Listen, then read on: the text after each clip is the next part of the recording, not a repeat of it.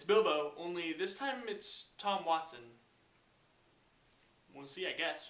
Oh, yeah! Sherlock, the BBC series. Now, if you've seen my other review of Sherlock Holmes 2, the movie, you'll know that I really, really liked it. Well, that was before I saw Sherlock, the BBC series. The BBC series is 3 episodes long. They're an hour and a half each. So it's pretty much like watching 3 movies. And it's a modern day Sherlock Holmes.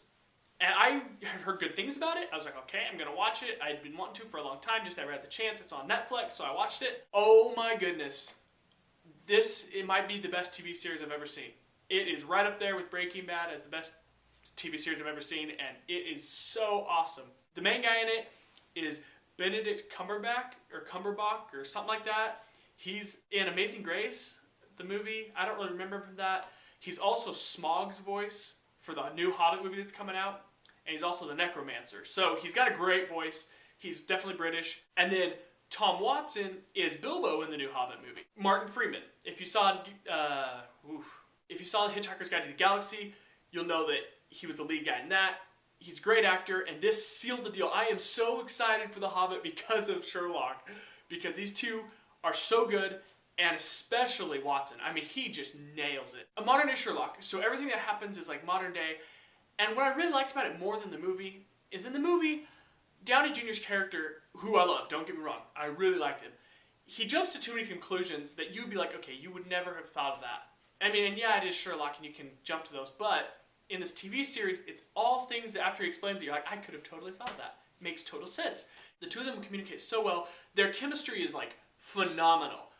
I mean, don't think they could have picked 2 better people to do it. It was just awesome the way that it's set up. He'll like look at the person that's dead or whatever, and it'll like show little like cliff notes of what's happening.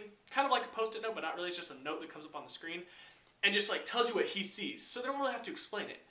And so that's really cool because it's a different twist on the whole explaining it without explaining it. And he keeps saying, he's like, isn't it so simple? Don't you see that? Like Sherlock does. And everybody else is like, no, I don't see it. And I thought it was hilarious because at one point, he says something, he's like, isn't that obvious? And they're like, no. He's like, what is it like in your brains? Is it boring? Do you not see this? And it's just hilarious. Loved it. I've seen it 3 times already. Yeah, it's that good. I will buy these when I get the chance. And I mean, for a TV series, it is awesome. It's very clean, actually. The first 3 are. I heard the second season's a little dirtier, but the first season, it's rated TV-14.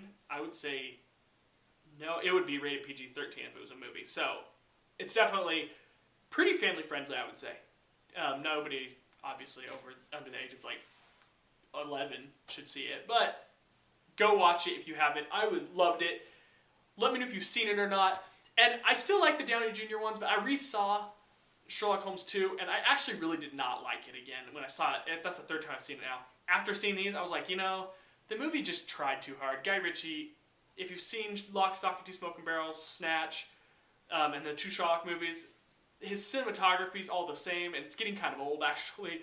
So I was really glad to see a new, fresh look on Sherlock. I say definitely go see it. If you liked the other Sherlock Holmes, you'll still like this one. Like, it's not like you can like one without the other. I think you'll like them both. Go watch the TV series, and I'll keep coming out with random reviews, and I'll probably come out with a Blu-ray update next, because I bought some new Blu-rays for my birthday.